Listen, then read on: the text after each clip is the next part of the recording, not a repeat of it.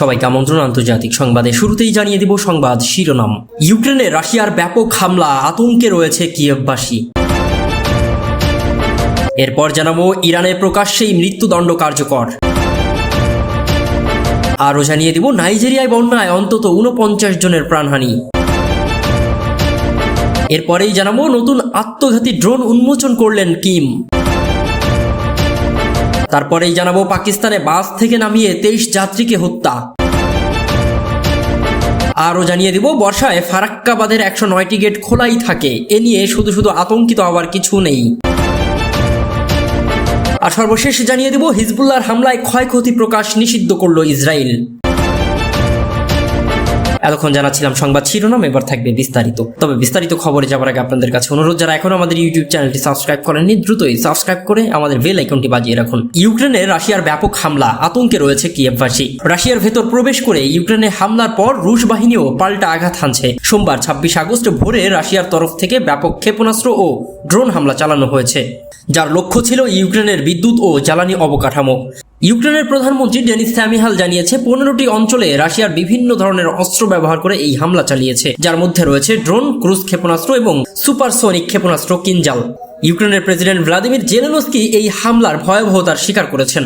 তার ভাষ্যমতে রাশিয়া প্রায় 100টি ক্ষেপণাস্ত্র এবং 100টি ড্রোন ব্যবহার করেছে ইউক্রেনের উপর হামলার জন্য। কিয়েভ সহ অন্যান্য শহরগুলোর উপর কয়েক দফায় এই হামলা চালানো হয়, যার ফলে রাজধানী সহ অনেক এলাকায় বিদ্যুৎ ও পানি সরবরাহ বন্ধ হয়ে গেছে। কিয়েভের বাসিন্দারা আতঙ্কিত হয়ে মেট্রো স্টেশনগুলোতে আশ্রয় নিয়েছে। ইউক্রেন দাবি করেছে তারা রাশিয়ার 30টি ক্ষেপণাস্ত্র এবং ড্রোন ভূপাতিত করতে সক্ষম হয়েছে। যদিও বিবিসির প্রতিবেদনে বলা হয়েছে গতকাল দুপুর পর্যন্ত রুশ ড্রোন হামলায় অব্যাহত ছিল এবং লোকজনকে আরও নিরাপদ আশ্রয়ে যাওয়ার জন্য সতর্ক করা হয়। এই হামলাকে রাশিয়ার অন্যতম বড় সমন্বিত আক্রমণ হিসেবেও বিবেচনা করা হচ্ছে। ইউক্রেনের জ্বালানি মন্ত্রী জার্মান গোলুশাস্কোস এই মুহূর্তে পরিস্থিতিকে অত্যন্ত চ্যালেঞ্জিং বলে উল্লেখ করেছেন। ইউক্রেনের জাপেরিজিয়া, রিভনে এবং লিভ অঞ্চলে বিদ্যুৎ অবকাঠামোতে হামলা হয়েছে এবং স্থানীয় কর্তৃপক্ষ জানিয়েছে লুটোস্কো শহরে একটি আবাসিক ভবন ক্ষতিগ্রস্ত হয়েছে। পোল্যান্ড সীমান্তের কাছাকাছি রুশ যুদ্ধবিমান দেখা যাওয়ার পর পোল্যান্ডও নিজেদের যুদ্ধবিমান ওড়ায়। ইউক্রেনের পররাষ্ট্রমন্ত্রী দিমিত্রি কুলেভা পশ্চিমা মিত্রদের কাছে রাশিয়ার এই হামলার পাল্টা জবাব দেওয়ার অনুমতি চেয়েছে এবং রাশিয়ার বিরুদ্ধে দূরপাল্লার ক্ষেপণাস্ত্র ব্যবহারের প্রয়োজনীয়তার কথা বলেছেন। রাশিয়ার পক্ষ থেকে কিয়েভে চালানো এই সমন্বিত আক্রমণ ইউক্রেনের জন্য একটি গুরুতর সংকট তৈরি করছে এবং প্রেসিডেন্ট জেলেনস্কি পশ্চিমা দেশগুলোকে অবিলম্বেই সিদ্ধান্তমূলক পদক্ষেপ নিতে আহ্বান জানিয়েছেন। এদিকে ইরানে প্রকাশ্যে মৃত্যুদণ্ড কার্যকর। 2 বছর আগে এক আইনজীবীকে হত্যার দায়ে অভিযুক্ত এক ব্যক্তির প্রকাশ্যে মৃত্যুদণ্ড কার্যকর করেছে ইরান। স্থানীয় সংবাদ মাধ্যম সূত্রে জানা যায় সেমনান প্রদেশের শাহরুদ শহরের সোমবার 26 আগস্ট এই মৃত্যুদণ্ড কার্যকর করা হয়েছে। বিচার বিভাগের মিজান অনলাইন ওয়েবসাইটে জানিয়েছে একজন আইনজীবীর হত্যাকারীর বিরুদ্ধে মৃত্যুদণ্ড কার্যকর করা হয়েছে। উত্তর সেমনান প্রদেশে শাহরুদ শহরে স্থানীয় সময় সোমবার সকালে এই সাজা দেওয়া হয়। সরকারি বার্তা সংস্থা ইরনা জানিয়েছে মৃত্যুদণ্ডপ্রাপ্ত ব্যক্তির বয়স 20 বছর। তিনি স্বীকার করেছিলেন যে ওই আইনজীবীকে হত্যার জন্য একটি গ্যাং তাকে ভাড়া করেছিল, তবে এই বিষয়ে আর কোনো বিশদ বিবরণ দেওয়া হয়নি। এদিন মৃত্যুদণ্ড ইসলামিক শরিয়া আইনের প্রতিশোধ অনুযায়ী কার্যকর করা হয়। ইরানের প্রকাশ্য মৃত্যুদণ্ড তুলনামূলকভাবে বিরল। দেশটিতে প্রায় সব মৃত্যুদণ্ডই কারাগারের ভেতরে কার্যকর করা হয়, সাধারণত ফাঁসির মাধ্যমেই। অ্যামনেস্টি ইন্টারন্যাশনাল সহ অধিকার গোষ্ঠীগুলোর মতে চীন ছাড়া অন্য যে কোনো দেশের তুলনায় ইরান প্রতি বছর বেশি মানুষকে মৃত্যুদণ্ড দেয়। এর আগে বুধবার মধ্য ইরানে একজন পুরুষ গণহত্যাকারকে ফাঁসি দেওয়া হয়।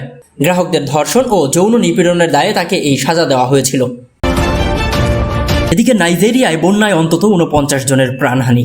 ভারী বৃষ্টিপাতে সৃষ্ট বন্যায় নাইজেরিয়ায় অন্তত 49 জন মারা গেছে। স্থানচ্যুত হয়েছে কয়েক হাজার মানুষ। দেশটির জাতীয় জরুরি ব্যবস্থাপনা সংস্থা গতকাল সোমবার এক বিবৃতিতে সব তথ্য জানিয়েছে। সংস্থাটির মুখপাত্র মানজু ইসকিয়েল বলেছেন বন্যায় উত্তর পূর্বের 3 রাজ্য জিগাওয়া, আদামাওয়া ও তারাবায়ে ব্যাপক ক্ষয়ক্ষতি হয়েছে। বন্যায় এই 3 রাজ্যে এখনো পর্যন্ত 41,344 জন বাস্তুচ্যুত হয়েছেন। এদিকে দেশটির প্রায় 693 হেক্টর কৃষি জমি বন্যার পানিতে ব্যাপকভাবে ক্ষতিগ্রস্ত হয়েছে।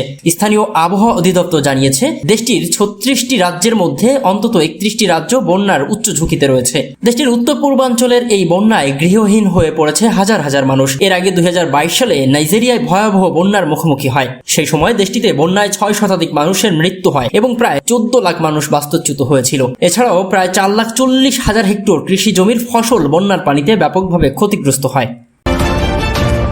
এদিকে নতুন আত্মঘাতী ড্রোন উন্মোচন করলেন কিম। একটি লক্ষ্যবস্তুতে আঘাত হানে উত্তর কোরিয়ার তৈরি একটি ড্রোন দেশটির কোনো একটি অজ্ঞাত স্থানে। উত্তর কোরিয়ার নেতা কিম জং উন নিজ দেশের তৈরি ড্রোনের কর্মক্ষমতা পর্যবেক্ষণ করেছেন। দেশটির রাষ্ট্রায়ত্ত সংবাদ মাধ্যম KCNA সোমবার 26 আগস্ট এই তথ্য জানিয়েছে। KCNA জানায়, গত শনিবার কিম উত্তর কোরিয়ার একাডেমিক অফ ডিফেন্স সায়েন্সের ড্রোন ইনস্টিটিউট পরিদর্শন করেন। সেখানে তিনি বিভিন্ন ড্রোনের পরীক্ষা নিরীক্ষা পর্যবেক্ষণ করেন। এসব পরীক্ষায় ড্রোনগুলো পূর্ণ নির্ধারিত বিভিন্ন রুটে উড়ে নির্ধারিত লক্ষ্যবস্তুতে ঠিকঠাকভাবে শনাক্ত ও ধ্বংস করতে সক্ষম। এ সময় তিনি আরও বেশি আত্মঘাতী ড্রোনের উৎপাদন বাড়ানোর নির্দেশ দেন। পানির নিচে আত্মঘাতী হামলা, কৌশলগত নিরীক্ষণ ও বহুমুখী আক্রমণ করতে পারে এমন ড্রোনের উৎপাদন বাড়ানোর আহ্বান জানান তিনি। এসব ড্রোন কৌশলগত পদাতিক বাহিনী ও বিশেষ অভিযান ইউনিটে ব্যবহার করা হবে। উল্লেখ্য যে গত কয়েক বছরে দূরপাল্লার ব্যালিস্টিক ক্ষেপণাস্ত্র পরীক্ষা ও পারমাণবিক কর্মসূচিতে বড় ধরনের অগ্রগতি করেছে উত্তর কোরিয়া। এরপর দক্ষিণ কোরিয়ায় আঘাত করার লক্ষ্যে স্বল্প পাল্লার ক্ষেপণাস্ত্র ও ভারী কামানের সংখ্যাও বাড়িয়েছে দেশটি। এসব কিছুর মধ্য দিয়েই নিজেদের কৌশলগত যুদ্ধের সক্ষমতা বাড়িয়েছে কিমের দেশ। এদিকে পাকিস্তানে বাস থেকে নামিয়ে 23 যাত্রীকে হত্যা। পাকিস্তানে বাস থেকে নামিয়ে 23 জন যাত্রীকে গুলি করে হত্যা করেছে বন্দুকধারীরা। বেলুচিস্তানের পাশে মুসাখাইল জেলায় সোমবার 26 আগস্ট সকালের দিকে এই ঘটনা ঘটে। পুলিশ জানায়, হত্যার আগে তাদের পরিচয় যাচাই করা হয়। পাকিস্তানি সংবাদ মাধ্যম দ্য ডন তাদের এক প্রতিবেদনে এই তথ্য জানিয়েছে। মুসাখাইল জেলার সহকারী পুলিশ কমিশনার নাজিব কাকার জানান, বন্দুকধারীরা রারাসাম এলাকার আন্তঃপ্রাদেশিক সড়ক অবরোধ করে বিভিন্ন বাস থেকে যাত্রীদের নামিয়ে গুলি করে। নিহতদের বেশিরভাগই পাঞ্জাবের বাসিন্দা ছিলেন। তিনি আরো জানান, বন্দুকধারীরা 10টি গাড়িতে গুলি করে। পুলিশ এবং লেভিস অফিসাররা ঘটনাস্থলে পৌঁছে লাশগুলো হাসপাতালে নিয়ে এসেছে। নিহতদের মধ্যে 3 জন বেলুচিস্তানের আর বাকি সবাই পাঞ্জাবের বাসিন্দা। নাজিব কাকার জানান, গাড়িগুলো পাঞ্জাবের দিকে যাচ্ছিল। প্রতিমধ্যে গাড়ি থামিয়ে সবার পরিচয়পত্র দেখে গুলি করা হয়। তবে কারা এই হত্যাকাণ্ড ঘটিয়েছে এখনো পর্যন্ত জানা যায়নি। তবে ধারণা করা হচ্ছে এটি জাতিগত দাঙ্গার কারণে হতে পারে। বর্ষাকালে ফারাক্কার 109টি গেট খোলাই থাকে, চিন্তার কিছু নেই। ফারাক্কায় বর্ষায় পানি আটকে রাখে না, শুষ্ক মৌসুমে পানি আটকে রেখে বর্ষায় তা ডাইভার্ট করে নিয়ে যায়। বর্ষাকালে ফারাক্কার সব গেট সাধারণত খোলাই থাকে বলে জানিয়েছে বন্যা পূর্বাভাস ও সতর্কীকরণ কেন্দ্র উপবিভাগীয় প্রকৌশলী পার্থ প্রতিম বড়ুয়া। সোমবার 26 আগস্ট এক ব্রিফিংয়ে তিনি এই কথা জানান। সাংবাদিকদের প্রশ্নের জবাবে পার্থ প্রতিম বড়ুয়া বলেন, এই মুহূর্তে ফারাক্কায় উজানের যে অবস্থা, আমাদের কাছে অবশ্য 100% তথ্য নেই।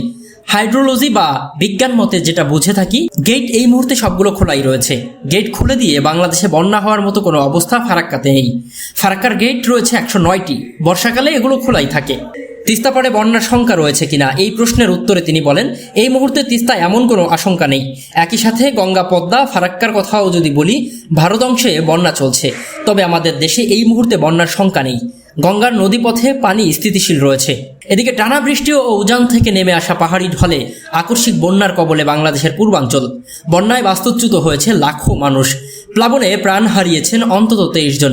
ভারতের পররাষ্ট্র মন্ত্রণালয় দাবি করছে, ভারত ও বাংলাদেশের মধ্য দিয়ে প্রবাহিত গোমতী নদীর ক্যাচমেন্ট এলাকায় গত কয়েকদিন ধরে এই বছরের সবচেয়ে বেশি বৃষ্টিপাত হয়েছে। বাংলাদেশে বন্যা মূলত বাঁধের নিচের দিকের এই বৃহৎ ক্যাচমেন্টের পানির কারণেই। এদিকে হিজবুল্লাহর হামলায় ক্ষয়ক্ষতি প্রকাশ নিষিদ্ধ করল ইসরায়েল।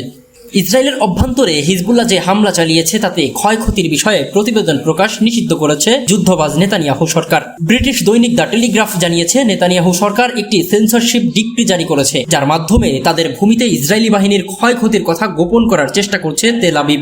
ডিক্রি অনুসারে কৌশলগত অবকাঠামো বা সামরিক ঘাঁটিতে রকেট হামলায় ক্ষয়ক্ষতি তথ্য প্রকাশ করার আগে সাংবাদিকদের অনুমতি নিতে হবে। এদিকে বিবিসি জানিয়েছে, লেবাননের সশস্ত্র গোষ্ঠী হিজবুল্লাহ মহাসচিব সৈয়দ হাসান নাসরুল্লাহ ইসরায়েলের বিভিন্ন লক্ষ্যবস্তুতে রকেটের আঘাতে প্রাণ উপস্থাপন করবেন বলেও আশা করা হচ্ছে। হামলার কয়েক ঘন্টা পর লাইভ সম্প্রচারিত এক টেলিভিশন বক্তৃতায় নাসরুল্লাহ বলেন, ইসরায়েলের বিরুদ্ধে যে প্রতিশোধমূলক অভিযান চালানো হয়েছে তার ক্ষয়ক্ষতি ঢাকতে নেতানিয়াহু সরকার মরিয়া হয়ে উঠেছে। গত 30 জুলাই হিজবুল্লাহর সিনিয়র কমান্ডার ফুয়াদ শুকুরের হত্যার প্রতিশোধ হিসেবে রোববার হিজবুল্লাহ যোদ্ধারা ইসরায়েলে শত শত রকেট ও ড্রোন নিক্ষেপ করে। এতে সমস্ত ইসরায়েল কার্যত স্থবির হয়ে পড়ে।